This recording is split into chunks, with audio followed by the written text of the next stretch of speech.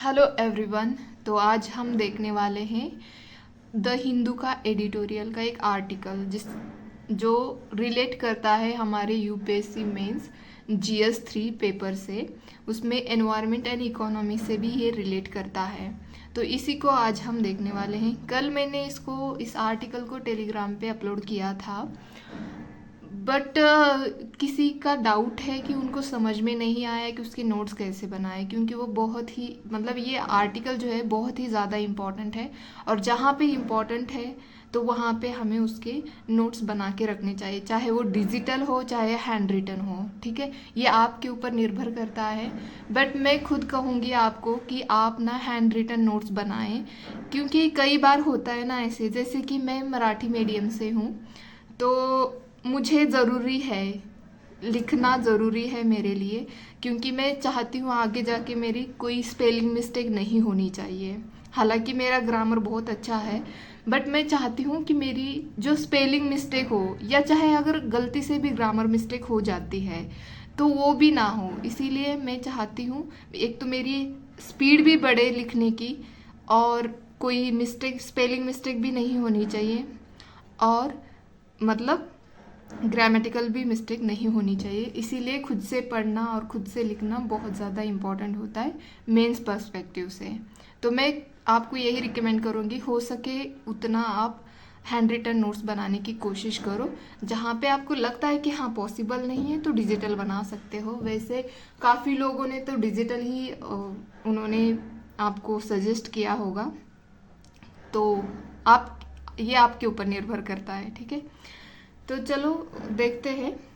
तो ये आर्टिकल इसीलिए न्यूज़ में था क्योंकि हमारे जो फाइनेंस मिनिस्ट्री है उन्होंने एक सिग्नल दिया था कि जो कंट्री जो इंडस्ट्रीज़ है, जैसे कि आयरन स्टील एल्यूमिनियम वाली जो इंडस्ट्रीज़ है, वो उनका पोल्यूशन जो निकलता है, मतलब जो इमिशन होता है, उसके ऊपर उनको कैप लगानी है।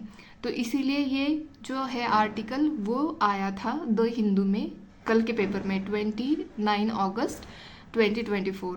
ठीक है, तो यहाँ पे हमें देखना है कि नोट्स कैसे बनाने थे। इस आर्टिकल में मेनली बोला क्या गया है, पूरा इस आर्टिकल में बस इन्होंने एनवायरनमेंट से रिलेटेड सारे टॉपिक्स इन्होंने इंक्लूड कर दिए। मतलब एक लाइन में या वर्ड में बोलो, इन्होंने मेंशन कर रखी चीज़ें हमारे लिए बहुत ही ज़्यादा इम्पोर्टेंट बन जाती है। और इकोनॉमी के लिए तो आपको पता है मार्केटिंग और ये सब चीज़ें आती है इकोनॉमी में। तो यहाँ पे हमें सीखने वाली यही बात है, ये तो ये एनवायरनमेंट से रिलेट करता है। तो आपको ये पोल्यूशन के ऊपर पूरा के पूरा आर्टिकल है, तो पोल्यूशन चैप्टर आपको पूरी तरह से रीड करना चाहिए, समझ लेना चाहिए। मतलब बेसिक जो होता है पोल्यूशन से रिलेटेड वो सब आपको आना चाहिए। मतलब मैं ये नहीं कह रही कि आप रट्टा मारो, बट हाँ आपको कंसेप्ट जो होते हैं इससे रिलेटेड, पोल्यूशन चैप्टर से रिलेटेड जो भी कंसेप्ट है वो सारी कंसेप्ट आपको क्लियर होनी चाहिए। और जैसे कि UNFCCC है, ऑर्गेनाइजेशंस है, पेरिस एग्रीमेंट है, तो ये सब आपको पता होना चाहिए, इम्पोर्टेंट चीज़ें पोल्यूशन से रिलेटेड। ठीक है, मतलब नो मैटर व्हाट आपको रीड करना ही करना है। तो अभी न्यूज़ में है तो इसका मतलब है कि नेक्स्ट ईयर हो सकता है इसी मेंस में ये इसके ऊपर क्वेश्चन आए, या हो सकता है कि नेक्स्ट ईयर वाले इसमें मेंस में भी और प्रीलिम्स में भी क्वेश्चन आ सकता है। तो पहले तो आपको यहाँ पे जिक्र जो किया गया है, मैं ये ना जो ये आर्टिकल है फ्रंट पेज में जब मैं वीडियो एडिट करूँगी वहाँ पे हो सके तो मैं दे दूँगी, वरना तो मैंने टेलीग्राम पे ऑलरेडी शेयर किया है, आप वहाँ से भी पढ़ सकते हो। तो यहाँ पे देखो, यहाँ पे इन्होंने पैट की बात की है। पैट मतलब परफॉर्म, अचीव एंड ट्रेड। तो ये बेसिकली क्या चाहते हैं कि ये appropriate regulation for transition of these industries from कौन सी ये आयरन स्टील एल्यूमिनियम वाली जो इंडस्ट्री है, इससे ना वो प्रॉपरली एक ट्रांजिशन चाहती है। कहाँ से? ये परफॉर्म, अचीव एंड ट्रेड, ये पैट ऑलरेडी एग्जिस्ट करता है, ये 2012 में आया था। तो इस मोड से लेके हमें इंडियन कार्बन मार्केट, मतलब अभी मार्केट में उतरना है, अभी मार्केट वाला जो कार्बन ट्रेडिंग वाला जो होता है वो कैप लगानी है इनके ऊपर। ये अपना टारगेट बताए कि हम कितना इमिट कर सकते हैं और कितना नहीं, ये सब आपको बताना पड़ेगा। इस तरह से इन्होंने फाइनेंस मिनिस्टर हमारे जो निर्मला सीतारामन है उन्होंने बोला था। तो यहाँ पे हमें ये जो है हमारा परफॉर्म, अचीव एंड ट्रेड, ये पैट जो है इसके बारे में एक तो पता होना चाहिए आपको, ये कब आया था, कैसे आया था, क्यों आया था, ये सब आपको पता होना चाहिए। नेक्स्ट है आपको इंडियन कार्बन मार्केट, ये अभी आया है। तो ये कार्बन मार्केट होता क्या है ये आपको पता होना चाहिए, ये कैसे वर्क करता है। तो बेसिकली ऐसे मतलब जैसे आप पढ़ रहे हो ना, वो आर्टिकल पढ़ रहे हो, तो आपको ऐसी चीज़ें आपके माइंड में आने चाहिए, क्वेश्चन आना चाहिए आपको कि एक्चुअली ये पैट होता क्या है, ये कार्बन मार्केटिंग मतलब क्या है, कार्बन ट्रेडिंग क्या होती है, कार्बन क्रेडिट क्या होता है। ये सब टर्म जो है इससे रिलेट करती है और इसी से बेस क्वेश्चन आ सकते हैं, चाहे वो प्रीलिम्स हो चाहे मेंस हो। ठीक है, यहाँ पे आपको दोनों के बारे में मतलब यहाँ पे पैट वर्सेस कार्बन क्रेडिट, इसके बारे में आपको पता होना चाहिए। जैसे कि पैट जो है अभी एक एज अ रेगुलेटिंग बॉडी काम करता है कि मतलब कितनी एनर्जी कंजप्शन करना चाहिए नहीं, उसके बारे में है ये। और यहाँ पे मतलब कोई रेस्ट्रिक्शन नहीं है ऑन ऑब्सोल्यूट एनर्जी यूज, मैंने यहाँ पे दिखाया भी है। आप इस तरह से भी बिल्कुल आपके आंसर में मेंशन कर सकते हो। आप यहाँ की आदत आपकी नेक्स्ट जाके ऑटोमेटिकली आपके आंसर में हो जाएगा, मतलब ये आ जाएंगी चीज़ें ऑटोमेटिकली, आप लिख पाओगे, वो डायरेक्टली आपके दिमाग में आएगा तो आप ऑटोमेटिकली वहाँ पे लिख पाओगे। तो यहाँ पे हमें पहले तो जो इमिशन होते हैं गैसेस, तो उनके बारे में पता होना चाहिए। जैसे कि ग्रीन हाउस गैसेस के ही वजह से ही ये जो पूरा हमारा कार्बन मार्केट हो रहा है उसमें मेजर कंट्रीब्यूटर कौन करता है, तो वो है हमारा CO2, CH4 एंड N2O, मतलब नाइट्रस ऑक्साइड और मीथेन और कार्बन डाइऑक्साइड। तो ये सबसे ज़्यादा कंट्रीब्यूट करते हैं ग्रीन हाउस गैसेस में।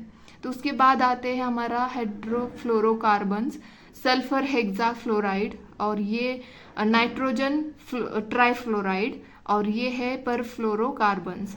तो ये जो है ये सब ग्रीन हाउस गैसेस है। तो ये आपको प्रीलिम्स के लिए पता होने चाहिए कि सबसे ज़्यादा कंट्रीब्यूट कौन करता है, सबसे ज़्यादा टाइम के लिए जो एटमॉस्फेयर में कौन रहता है, मतलब किसका लाइफ स्पैन ज़्यादा है इन गैसेस में, ये सब आपको पता होना चाहिए। और किसका कम है ये भी पता होना चाहिए प्रीलिम्स के लिए। ठीक है, तो ये इस तरह से आप पढ़ो, प्री प्लस मेंस दोनों का कंबाइन स्टडी करना ज़रूरी होता है। और खुद से आर्टिकल पढ़िए, न्यूज़पेपर के आर्टिकल खुद से पढ़े, उसकी लैंग्वेज समझने की कोशिश करें, क्योंकि आपको एक ऐसे हमारा जो ऐसे टॉपिक है उसमें लिखना होता है। बेसिकली वहाँ पे सब कुछ आपका देखा जाता है। एक तो आपके सेंटेंस स्ट्रक्चर देखे जाता है, ग्रामेटिकल मिस्टेक्स भी देखी जाती है, इवन स्पेलिंग मिस्टेक भी आपकी वहाँ पे देखी जाती है।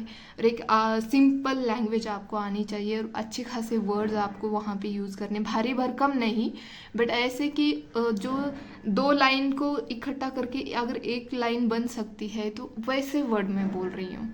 ठीक है, बट ज़्यादा भारी भरकम नहीं लानी है, पोएट्री वाले वर्ड्स उठा के नहीं ले आने हैं हमें यहाँ पे।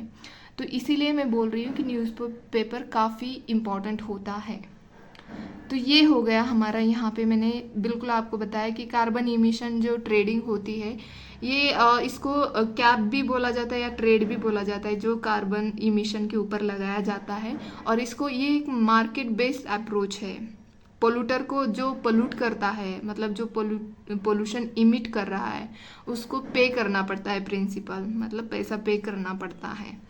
ठीक है, तो अब नेक्स्ट मैंने यहाँ पे लिखा है क्योंकि ये प्रॉपरली मेंशन किया गया है इसके बारे में। ये जो COP26 हुआ था 2021 में हुआ था, ये UNFCCC का, तो उसमें PM मोदी, जो हमारे PM नरेंद्र मोदी है, उन्होंने कमिट किया था कि हम पंचमृत जो है वो अचीव करेंगे, इसका कमिटमेंट किया है। और कब तक करेंगे उसका टारगेट भी उन्होंने वहाँ पे दिया था।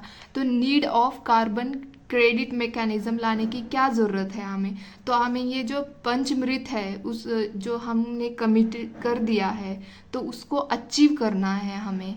तो ये जो COP हुआ था UNFCCC का, इसके ऊपर मैंने एक क्वेश्चन भी लिखा था, उन्होंने क्वेश्चन प्रॉपर यूपीएससी ने 2 क्वेश्चन उसी साल पूछे गए थे, 2021 में ही उन्होंने पूछे हैं। तो आप अगर मैंने लास्ट आई थिंक 5 डे ये पहले कुछ डिस्कस किया था उसको, वो 2 क्वेश्चन को जो कि पूछे गए थे COP26 के ऊपर ही। तो वहाँ पे मैंने क्लियरली मेंशन किया है सारी चीज़ें, जो जो इसमें आउटकम्स क्या क्या निकल के आए थे और इंडिया ने क्या क्या कमिट किया है, वो सब मैंने उसमें लिखा है, आप वो भी देख सकते हो। ठीक है, तो ये ग्लासगो में हुई थी, स्कॉटलैंड में है ये, तो वहाँ पे हुई थी ये। तो यहाँ पे हमने ये कमिट किया था कि नॉन फॉसिल एनर्जी जो है 500 गीगावाट हम बाय 2030 तक जनरेट करेंगे, नॉन फॉसिल वाली। और मतलब 50% नॉन फॉसिल एनर्जी, मतलब जो फॉसिल फ्यूल होता है उसको यूज़ बिना किए हम जो सोलर एनर्जी जो हमारी रिन्यूएबल है, तो उसका इस्तेमाल मतलब बढ़ाएंगे हम, मतलब उसको सारी प्रोडक्शन उसका हम बढ़ाएंगे। इस तरह से हमने यहाँ पे फर्स्ट कमिटमेंट किया था। सेकंड कमिटमेंट ये था कि हम रिन्यूएबल एनर्जी यूज़ करेंगे बाय 2030 तक, ये बोला था हमने। और फिर हमने थर्ड कमिटमेंट ये किया था कि reduce 1 billion carbon emission by 2030 तक। 2030 तक हम 1 बिलियन जो कार्बन इमिट करते हैं हम उसको कम कर देंगे। और फिर हमने यहाँ पे फोर्थ कमिटमेंट ये किया था कि decrease carbon intensity below 45% by 2030 compare to 2005 के लेवल के कंपेयर में हम 40% जो है हमारा कार्बन इंटेंसिटी उसको हम डिक्रीज करेंगे, मतलब रिड्यूस करेंगे, ऐसे बोला था हमने, मतलब ये हमने कमिट किया है। और फिफ्थ कमिटमेंट ये किया कि अचीव नेट जीरो बाय 2070 तक हम नेट जीरो कार्बन इमिशन करने वाले हैं, तो ये भी हमने यहाँ पे कमेंट किया है। तो बाकी सारे 2030 तक है और ये बस थोड़ा लंबा है। तो बस ये आपको ना आंसर में बहुत ज़्यादा इस्तेमाल होगा ये पंचमृत जो है। आप कहीं पे भी सपोज अगर एस्से में भी अगर एक डायमेंशन एनवायरनमेंट वाला ऐड करना है तो वहाँ पे भी आप इसको मेंशन कर सकते हो। और इवन इकोनॉमिक वाले क्वेश्चन में अगर एक डायमेंशन एनवायरनमेंट वाला होगा तो वहाँ पे भी आप ऐड कर सकते हो, एनवायरनमेंट वाले तो इसमें ऐड कर ही सकते हो। और इवन कंक्लूजन में भी आप ये कर सकते हो कि हमें नेट जीरो जो है वो अचीव करना है बाय 2070 तक, तो इसके लिए हमें it would help these things, ऐसे हम वहाँ पे मेंशन कर सकते हैं। ठीक है, तो ये क्यों ज़रूरी है कार्बन ट्रेडिंग मैकेनिज्म, इसीलिए हमने बताया कि ये पंचमृत जो है हमने कमिट किया है उसको अचीव करने के लिए ये बहुत ज़रूरी था ये स्टेप उठाना, तो इसीलिए उन्होंने इस साल के बजट में ये बात बोली। ठीक है, अब देखो यहाँ पे ये कार्बन मार्केट होता क्या है ये देखेंगे। ये मैंने बेसिकली यहाँ पे ड्रॉ क्यों किया है, ड्रॉ इसीलिए मैंने किया है ताकि आप लोगों को समझ में आए और कभी भी क्वेश्चन आए तो वहाँ पे शॉर्ट में, मतलब ऐसे बॉक्स बना के साइड में एक छोटी सी डायग्राम इस तरह से भी बना सकते हो तो बना लेना, उससे आपका आंसर जो है वो एनरिच हो जाएगा। तो यहाँ पे कार्बन मार्केट मतलब ये मैंने अपने मन से कुछ भी नहीं लिखा है, वो जो आर्टिकल में था उसी के बेस मैंने यहाँ पे लिखा है। तो प्लीज़ आप उस आर्टिकल मतलब जो जो चीज़ें उसके अंदर आई थी उसके बेस पे मैंने यहाँ पे लिखा है, तो प्लीज़ एक बार उस आर्टिकल को देख लेना, मतलब पढ़ लेना। ठीक है, तो यहाँ पे कार्बन मार्केट क्या होता है ये देखेंगे हम। तो पहले तो देखो कार्बन मार्केट में क्या होता है कि अगर ये इमीटर ये है और इमीटर बी है, ठीक है, मैंने यहाँ पे दिखाया ये इमीटर, ये जो कोई भी इंडस्ट्री ले लो, ये इमीटर ए है और ये दूसरी इंडस्ट्री है जो इमीटर बी, इसको नाम दे रखा है। तो यहाँ पे ये जो है एक लाइन खींची गई है कि आप जो है आपको एक कैप लगा दी गई है कि आप इससे ज़्यादा अगर इमिट करते हो तो आपको उसको मतलब उसका जो प्राइस है वो पे करना पड़ेगा आपको। तो ये यहाँ पे एक लाइन खींच दी है, मतलब एक कैप लगा दी गई है। यहाँ पे देखो ना, एलोकेटेड जीएचजी इमिशन यूनिट्स, आपको एक यूनिट्स दे चुके हैं वो ग्रीन हाउस गैसेस के कि इससे ज़्यादा आप इमिट नहीं कर सकते हो, अगर इमिट करोगे तो आपको उसके पैसे देने पड़ेंगे। ठीक है, तो ये जो है पूरा जो इंडस्ट्री का है real green house gas emission इनका इतना है। और ये जो दूसरी है इसका अगर देखा जाए तो इसका real green house gas emission कितना है, इतना ही है, क्योंकि ये जो इतना है वो अपना इमिट ही नहीं करती है, मतलब इमिशन जो उनका क्या बोलते हैं, हाँ, एमिशन जो है वो इतना जो है वो नहीं करती है, और इनका जो है इनका इतना तो होता ही होता है, इसके ऊपर भी जा रहा है, इनका एक्सेसिव हो रहा है इनका इमिशंस। तो यहाँ पे बेसिकली क्या होता है कि अब देखो, अब ये क्या करेंगे, जाएंगे कार्बन मार्केट में। यहाँ पे ये मार्केट है, तो यहाँ पे ये जाएंगे जो लेस इमिट करते हैं, वो बोलेंगे कि हमने इतना जो है वो जो ग्रीन हाउस गैसेस है वो हमने इमिट ही नहीं किए हैं, तो मतलब हमारे पास इतने बचे हैं यूनिट्स, तो ये हमें बेचने हैं, और जिसने ज़्यादा किए हैं उनको वो खरीदने पड़ते हैं। तो ये क्या करेंगे, हमने इतना जो है वो ज़्यादा मतलब एमिट कर दिया है, इतने यूनिट हमने ज़्यादा एमिशन किया है, तो ये मार्केट में जाएंगे और यहाँ से ये जो है वो परचेस करेंगे, और इसके बदले में ये जो इमिटर फर्स्ट ये है वो पैसे पे करते हैं यहाँ पे कार्बन मार्केट में। ठीक है, तो इस तरह से ये कार्बन जो है वो कार्बन ट्रेडिंग चलती रहती है। और ये जो है इन्होंने कुछ भी नहीं, मतलब इन्होंने कुछ इमिट ही नहीं किया होता, तो ये ऑफसेट क्रेडिट्स होते हैं। और दूसरे ऑक्शंस यहाँ पे चल रही होती है, एंड सेल्स भी बाय म्यूचुअल एग्रीमेंट, मतलब यहाँ पे जो है वो ऑक्शंस एंड सेल चल रहे थे, ये अपने ऑक्शन में लेके जाएंगे, ये हमारे पास इतनी यूनिट है, और ये बोलेंगे कि हमें इतने खरीदने हैं क्योंकि हमने एक्सेसिव इमिट किया है। तो इस तरह से ये मार्केट पूरा चलता है। तो होप कि आपको ये कार्बन मार्केट का समझ में आया कि कैसे चलता है। ठीक है, तो नेक्स्ट है, इसमें और एक पढ़ने वाली बात ये थी कि कार्बन क्रेडिट ट्रेडिंग स्कीम के बारे में इसमें जिक्र किया है। तो ये क्या है इसके बारे में आपको पता होना चाहिए। और एनर्जी कंजर्वेशन एक्ट जो है 2022 का, उसके बारे में आप थोड़ा पढ़े। और आर्टिकल 6 ऑफ पेरिस एग्रीमेंट 2015, इसके बारे में भी आपको पढ़ना है। और जो हमारा ब्यूरो ऑफ एनर्जी ये जो एनर्जी वाला ब्यूरो है इसके बारे में पढ़ लेना। ये carbon credit certificate for reduction of 1 ton of carbon dioxide, ये क्या हो रहा है मुझे, कार्बन डाइऑक्साइड के लिए होता है। तो ये इसके बारे में आपको पढ़ना है, जो पढ़ना है उसके बारे में मैं बता रही हूँ। यहाँ पे मैं बता देती बहुत ज़्यादा हो जाता, और अभी फ़िलहाल मेरे पास थोड़ा टाइम कम है इस चीज़ों के लिए, तो मैंने सोचा कि जस्ट बताऊँ आपको। और रेगुलेशन कौन रेगुलेट करता है, अगर ये जो ट्रेडिंग चल रही है, ये कार्बन मार्केट चल रहा है, तो इसको रेगुलेट कौन करेगा। तो यहाँ पे एक सेंट्रल इलेक्ट्रिसिटी रेगुलेटरी कमीशन है जिसके द्वारा इसको रेगुलेट किया जाता है। ये प्रीलिम्स में पूछा जा सकता है कि कौन रेगुलेट करता है, तो आपको इस बॉडी का, इस कमीशन का नाम पता होना चाहिए, सेंट्रल इलेक्ट्रिसिटी रेगुलेटरी कमीशन। और दूसरी बात ये है कि इसका इस्तेमाल आप प्रीलिम्स में भी आपको आ जाएगा और मेंस में भी आएगा, क्योंकि green house gases emission top 5 countries कौन सी है, तो उसमें है चाइना फर्स्ट, तो चाइना सबसे ज़्यादा एमिट करता है। सेकंड पे आता है यूएसए, और थर्ड पे हम आते हैं मतलब इंडिया, और फोर्थ में आता है रशिया, फिफ्थ में आता है जापान।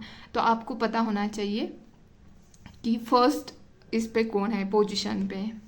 ठीक है, तो ये हो गया। और अदर चीज़ें और ज़्यादा रीड करने की ज़रूरत है, वो है steps taken by India. India ने इसके लिए क्या स्टेप लिए हैं, जैसे कि ये भी है क्लीन डेवलपमेंट मैकेनिज्म, ये तो ऑलरेडी एग्जिस्ट करता है, ये कब आया था, किस लिए आया था, ये भी आप देख लेना।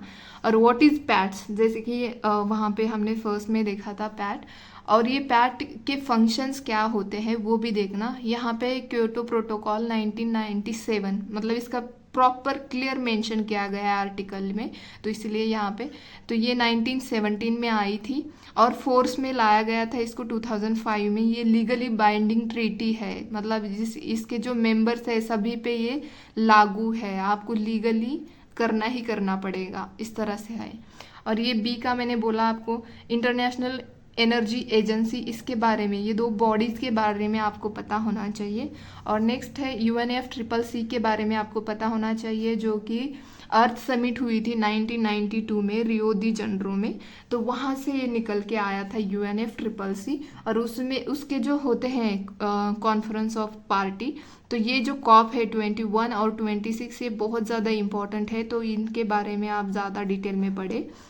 और नेक्स्ट यहाँ पे India's national determine contribution targets जो है, तो इसका भी जिक्र प्रॉपर किया गया आर्टिकल में, तो आपको इसके बारे में पता होना चाहिए। पीएम सर्वोदय योजना ये पता होनी चाहिए। EV30 कैंपेन जो है इसके बारे में पता होना चाहिए। डायरेक्टली आस्क मतलब they will ask in prelims, तो आपको इसके बारे में भी पता होना चाहिए। पीएम कुसुम ये कब आई थी, क्योंकि पुरानी भी इस साल भी आपने देखा होगा 2024 में कि पुरानी स्कीम्स के बारे में भी पूछा जाता है। इस बार 3 स्कीम थी आई थिंक, उनके 3 स्कीम के ऊपर उन्होंने क्वेश्चन पूछे थे, मतलब 3 क्वेश्चन आए थे स्कीम से रिलेटेड। तो आपको ऐसे पढ़ना होता है न्यूज़पेपर को। देखो काफ़ी ऐसे यूट्यूब पर बहुत सारे ऐसे यूट्यूबर्स हैं कि बहुत अच्छे से समझाते हैं, लेकिन देखो जब आपको समझ में नहीं आता है ना तब आप देखो, लेकिन ऐसे नहीं कि उसी पे आप रिलाय रह रहे हो, तो ये गलत है। जहाँ तक मेरा मानना है, आप यूट्यूब पे जब देखते हो ना तो आपकी जो अंडरस्टैंडिंग वाली जो कैपेसिटी होती है, लर्निंग कैपेसिटी जो होती है वो कम होती है, क्योंकि आपका दिमाग सोचता ही नहीं। अगर आप खुद से पढ़ोगे तो सोच में पड़ जाओगे, सोचने लगोगे, और जब आप सोचने लगोगे ना तो आपके बहुत सारे ऐसे रास्ते आपको मिलेंगे, और जहाँ पे आप सोचने की वजह से वो काफ़ी लंबे टाइम तक वो आपको याद रहेगा। तो मेरा मानना है कि आप ना न्यूज़पेपर खुद से पढ़े, आर्टिकल खुद से पढ़े, ट्राई करें कि कैसे इसमें पूछा गया और इसको कैसे मैं आंसर में ला सकता हूँ। तो अगर आपने यहाँ पे देखा होगा तो यहाँ पे काफ़ी चीज़ें ऐसी है, इस आर्टिकल की वजह से काफ़ी कंसेप्ट आपके यहाँ पे क्लियर हो सकते हैं। काफ़ी सारी कंसेप्ट आती है, कार्बन क्रेडिट क्या है, कार्बन इमिशंस क्या होता है, ये सब आपको पता होना चाहिए, कंसेप्ट्स हैं, ठीक है। तो होप कि आपको ये समझ में आए। अगर आपको लगता है कि नहीं इतना I am not satisfied with this, तो प्लीज़ आप, मैंने पहले बोला अगर नहीं भी सेटिस्फाइड हो तो फिर से जाके पढ़ो उस आर्टिकल को। थोड़ा सा जो नए लोग हैं उनके लिए थोड़ा डिफ़िकल्ट हो सकता है, तो आप थोड़ा सा यूट्यूब पे दूसरे जो कोई है मतलब अदर यूट्यूबर्स जिसका आपको अच्छा लगता है कि जो न्यूज़पेपर डिस्कशन करते हैं, तो उनसे आप एक बार देख लेना, समझ में आता है तो ठीक है, नहीं तो फिर से वापस जाके आप आर्टिकल पढ़ लेना। ये थोड़ा इनिशियली आपको टाइम टेकिंग लगेगा, बट धीरे धीरे आप इसको रिड्यूस करते जाना। जैसे जैसे आपको लैंग्वेज समझ में आएगी वैसे वैसे आपका टाइम भी कम हो जाएगा। वैसे पेपर बोला जाता है कि 1 घंटे में ख़त्म करना चाहिए, but it depends on you कि मतलब जब देखो मेंस में भी क्वेश्चन कैसे आते हैं, जो करंट में जो चीज़ें चल रही है उससे रिलेटेड ही क्वेश्चंस आते हैं। ऐसे नहीं है कि पॉलिटी का चल रहा है तो सिर्फ स्टैटिक्स पोर्शन पे ही क्वेश्चन आ रहे हैं, ऐसे नहीं। जो चीज़ें न्यूज़ में होती है उससे ही रिलेटेड वो क्वेश्चन आते हैं। आप चाहे एनवायरनमेंट का ले लो, कितने भी सालों के पुराने क्वेश्चन पेपर उठा के देख लो, वो हमेशा रिलेट करते हैं करंट अफेयर से। जैसे कि अभी मैंने बोला था आपको कि 2021 में ये COP26 हुआ था, इसके ऊपर दोनों भी क्वेश्चन जो पूछे गए थे ना इसी के ऊपर आए थे, और एक जो थर्ड दूसरा था वो अदर टॉपिक से रिलेटेड आया था। तो आपको यहाँ पे जिस दिन भी आप पढ़ रहे हो अगर कोई ऐसा आर्टिकल आ रहा है तो उसका जो स्टैटिक्स वाला होता है उसको भी रिवाइज करें, और नई चीज़ें क्या आई है इसमें वो देख लेना, ठीक है। तो हो सकता है कि मतलब मुझे जितना समझ में आया उतना मैंने आपको बता दिया, आप अब खुद से पढ़ लो, ठीक है। तो चलो आज के लिए इतना ही, धन्यवाद।